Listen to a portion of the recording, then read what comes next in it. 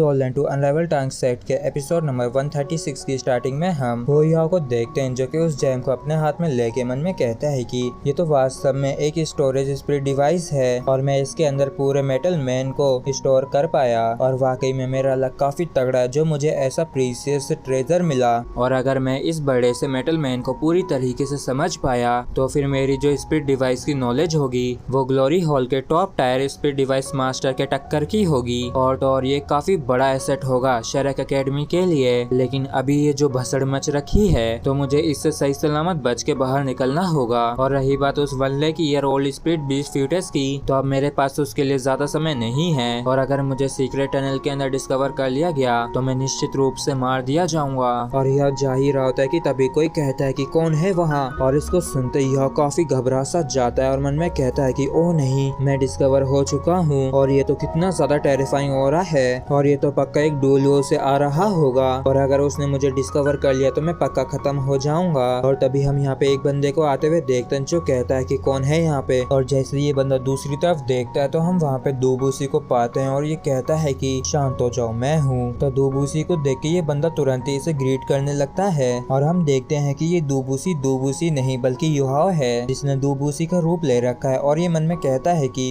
Thank God मैं जो समय पे इमिटेशन स्पिरिट एबिलिटी को इस्तेमाल करके दूबूसी का रूप ले लिया और ऐसा देखता है कि मैंने दूबूसी के फॉलोवर को बेवकूफ बना दिया है और इसके हाथों पे तो गंदगी लग रखी है, तो पक्का यही होगा जिसने उस बड़ी सी टनल को तहस नहस कर दिया। और तो और ये डोलो रैंक पे भी पहुंच रखा है और ये दूबूसी का फाइटर होगा। और यह कहता है कि क्या तुम्हें वो मिल गया, तो ये फीटस को दिखाते हुए कहता है कि हाँ मैंने उसे बड़ी ही आसानी से हासिल कर लिया। और इस फीटस को देख के यह भी हैरान होता है और ये मन में कहता है कि ये तो 1 lakh year old spirit beast fetus है और शायद मैंने इसे आखिरी बार स्टारलाइट ऑक्शन के दौरान देखा था। अभी मुझे शांत रहना चाहिए और जैसे मैं इसे ले लूं तो मैं इसे यहाँ से जाने के लिए कह सकता हूँ। और फिर यह इसे देखते हुए कहता है कि बहुत बढ़िया, और इस बारी जो तुमने इतना बड़ा योगदान दिया है तो लौट के जाने पे हम तुम्हें एक काफी बढ़िया रिवॉर्ड देंगे और चलो अब यहाँ से निकलते हैं। और तभी यह चौंक जाता है और मन में कहता है कि क्या इसे स्टोर नहीं किया जा सकता है? अरे मैं तो भूल ही गया था कि जो क्वालिटी मेरे स्टोरेज स्पिरिट डिवाइस की है वो इससे काफी ज्यादा अलग है। और तभी यहाँ पे एक काफी तगड़ा ब्लास्ट होता है और इस धमाके से यह समझ जाता है कि बाहर जो बैटल वो एक बार दोबारा से शुरू हो गई है। और तभी ये बंदा कहता है कि आखिर तुम कौन हो, तो यह कहता है कि आखिर तुम ये क्या कह रहे हो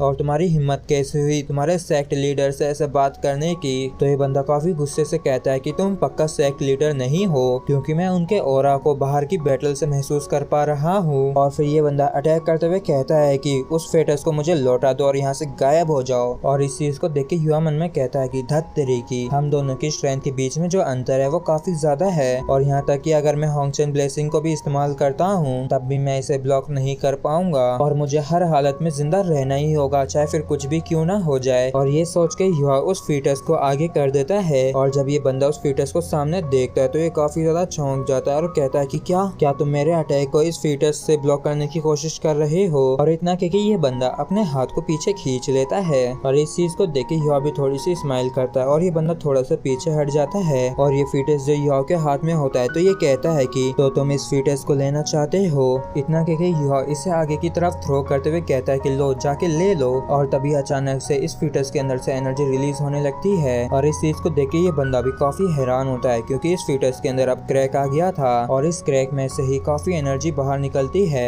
और इस चीज को देख के यह भी काफी हैरान होता है और अब तो इस फीटस के अंदर से और भी खतरनाक तरीके से एनर्जी बाहर निकल रही होती है और इसमें से आवाज आती है और वो कहती है कि नीच इंसानों तुम सभी ही गायब हो जाओ। और इसके अंदर से ये जो एनर्जी निकल रही थी ये काफी ज्यादा कोल्ड होती है जिस वजह से युवा और ये बंदा बर्फ में जम जाते हैं। और इस तरफ बिंग बिंग को भी इस चीज के ऊपर बिल्कुल भी विश्वास नहीं हो रहा होता है और ये कहती है कि आखिर ये कैसे पॉसिबल हो सकता है और ये पक्का वही है। और यह इनसे कहता है कि ये जो आइस हो रहा है यहाँ तक कि इसकी वजह से मुझे भी ठंड महसूस हो रही है। और बिंग बिंग कहती है कि हाँ हो रही होगी लेकिन ये पक्का 1 लाख ईयर फीटस ही है जो कि गॉड सीलिंग अल्तार से सील्ड है। और ये 3 आर्किटेक्ट किंग्स की हेड स्नो एम्परर है जिसकी कॉन्टिनेंट से 10 क्लेमिटीज में रैंक्ड 3rd है। और हम देखते हैं कि इसके ऑरा की वजह से आसपास सब कुछ जम सा जाता है। और इस तरफ यह कहता है कि तुम ये कह रही हो कि ये ऑरा स्नो एम्परर का है लेकिन ये कैसे हो सकता है कि 7 lakh year old spirit beast human form में रीइंकार्नेट हो, बल्कि क्या ऐसा हो सकता है कि ये उसी की तरह हो। तो बिंग बिंग कहती है कि मैं निश्चित रूप से कह सकती हूँ कि यहाँ पे ऐसा कोई भी नहीं है जो कि मेरी एब्सोल्यूट आइस की पावर को सरपास कर सके और होना हो वो स्नो एम्परर ही है, इसलिए हमें इस जगह को जल्द से जल्द छोड़ के जाने की जरूरत है। तो याओ कहता है कि हाँ तुमने सही कहा, ये जगह काफी ज्यादा खतरनाक है। और इतना कह के याओ यहाँ से जाने लगता है, लेकिन तभी वो पीछे मुड़ के दूबूसी के उस बंदे को देखता है तो ये डार्क गोल्डन क्लो की सिर्फ एक ही फिंगर को इस्तेमाल करता है और वो बंदा जो आइस में जम रखा था उसकी आइस को तोड़ के उसे भी मार देता है। और ऐसा करते हुए याओ मन में कहता है कि मुझे माफ करना, लेकिन मैं अपनी असली आइडेंटिटी के बारे में किसी को पता चलने नहीं दे सकता हूँ और अब समय हो गया है सरफेस पे वापस जाने का। और जैसे याओ बाहर निकल के देखता है तो कहता है कि सरफेस के ये जो हालात हैं ये काफी अजीब हो गए हैं, क्योंकि दोनों ही तरफ की बैटल्स रुक गई हैं और ये सभी लोग सिर्फ एक ही पर्सन के ऊपर अटैक कर रहे हैं। और फिर हम एक छोटी सी क्यूट सी बच्ची को देखते हैं जो कि पूरी स्नो की जैसे व्हाइट होती है और उसे देख के याओ कहता है कि क्या सच में वो पर्सन स्नो एम्परर है, जिसपे आइस एम्परर कहती है कि हाँ snow emperor forcefully human form में रीइंकार्नेट हुई है और अभी जो उसकी कंडीशन है उसके हिसाब से वो अपनी 1/3 पावर को भी इस्तेमाल नहीं कर सकती है और अगर ऐसा ही चलता रहा तो वो पकड़ी जाएगी, इसलिए मुझे उसकी मदद करनी ही होगी। और इस चीज को सुन के याओ काफी ज्यादा चौंक जाता है और हैरान होते हुए कहता है कि अभी की जो सिचुएशन है वो काफी ज्यादा केओटिक है और तो वो तो अभी एक टाइटल ड्यूलो के खिलाफ भी लड़ रही है, तो हम उसकी कैसे मदद कर सकते हैं। तो आइस एम्परर कहती है कि स्नो एम्परर ने एक बारी मेरी जिंदगी बचाई थी और अब जब वो खुद खतरे में है तो मैं उसे ऐसे ही छोड़ के नहीं जा सकती हूँ। और इस तरफ दूबूसी भी काफी हैरान परेशान होते हुए कहता है कि इसकी एब्सोल्यूट आइस तो काफी बड़ी परेशानी है, क्योंकि ये यहाँ तक कि मेरे पॉइजन को भी डिसॉल्व कर सकती है। और फिर दूबूसी किसी तरीके की काफी खतरनाक पावर को इस्तेमाल करते हुए कहता है कि लो अब इसका स्वाद चखो और आज मैं तुम्हें हर हालत में अपने घर ले जाके रहूंगा। और इतना कह के ये अपने हाथ को उसकी तरफ बढ़ाने लगता है। हम देखते हैं कि एनर्जी का एक बड़ा सा हैंड जाके स्नो एम्प्रेस को पकड़ लेता है और इसे पकड़ने के बाद दूबूसी काफी खुश होता है। तो होंगचेन कहता है कि यहाँ तक कि इसके बारे में तो गलती से भी सोचना मत। और हम देखते हैं कि दूबूसी इसे काफी जोर से जकड़ लेता है और इस वजह से स्नो एम्प्रेस गुस्से से कहती है कि नीच इंसानों मेरी कमजोर हालत का फायदा उठा रहे हो। और इस सब जिंग होंगचेन भी अपनी किसी तरीके की पावर को इस्तेमाल करते हुए कहता है कि ये फीटस हमारे ग्लोरी हॉल की प्रॉपर्टी है, दूबूसी तुम्हारे लिए अच्छा होगा कि तुम इसे छोड़ दो, क्योंकि मैं तो इसे किसी भी हालत में नहीं जाने दूंगा। और इस तरफ दूबूसी खुश होते हुए कहता है कि आज मैं तुम्हें घर ले जाऊंगा, चलो मेरे साथ चलो। और हम देखते हैं कि इन दोनों की खींचातानी की वजह से स्नो एम्प्रेस को अब काफी ज्यादा गुस्सा आ गया था और ये कहती है कि नीच इंसानों वो दिन भी जरूर आएगा जब तुम लोगों को हम जैसों को हंट करने की कीमत चुकानी पड़ेगी। और तभी हम स्नो एम्प्रेस के फोरहेड पे एक सिंबल को देखते हैं जो कि काफी जोर से ग्लो कर रहा होता है, जिस वजह से इनमें से काफी ज्यादा एनर्जी निकलती है, जिस वजह से ये दोनों के ही पकड़ से आजाद हो जाती है। और इस एनर्जी से अपने आप को प्रोटेक्ट करने के लिए दूबूसी सुपर नेचुरल बैरियर को बना लेता है, जबकि जिंग होंगचेन अपने आप को प्रोटेक्ट करने के लिए एब्सोल्यूट शील्ड को इस्तेमाल करता है। और हम देखते हैं कि ये स्नो एम्प्रेस काफी ज्यादा गुस्से में होती है और इसने इन सभी को ही मारने की ठान ली होती है, जिस वजह से यहाँ पे काफी ज्यादा तगड़ा आइस का ब्लास्ट होता है और पूरे ग्लोरी हॉल के अंदर स्नो ही स्नो फैल जाती है। और जहाँ पे ये ब्लास्ट हुआ होता है वहाँ पे काफी बड़ा गड्ढा भी हो गया होता है। और जिंग होंगचेन कहता है कि इसने तो सेल्फ डिस्ट्रक्ट कर लिया है और यहाँ तक कि अपने एजेंस का एक कतरा भी नहीं छोड़ा और यहाँ पे सब कुछ तबाह हो चुका है। और इस तरफ हम याओ को जमीन पे पड़े हुए देखते हैं और तभी ग्लो करती हुई एक स्नो क्रिस्टल याओ के फोरहेड पे जाके गिरती है और इसे देख के याओ को भी समझ में नहीं आता है कि ये क्या है। और इसी के साथ फ्रेंड्स एपिसोड भी हमारा यहीं पे खत्म होता है। अगर आप लोगों को वीडियो अच्छा लगा हो तो प्लीज चैनल को सब्सक्राइब और वीडियो को लाइक करना ना भूलें। Thank you.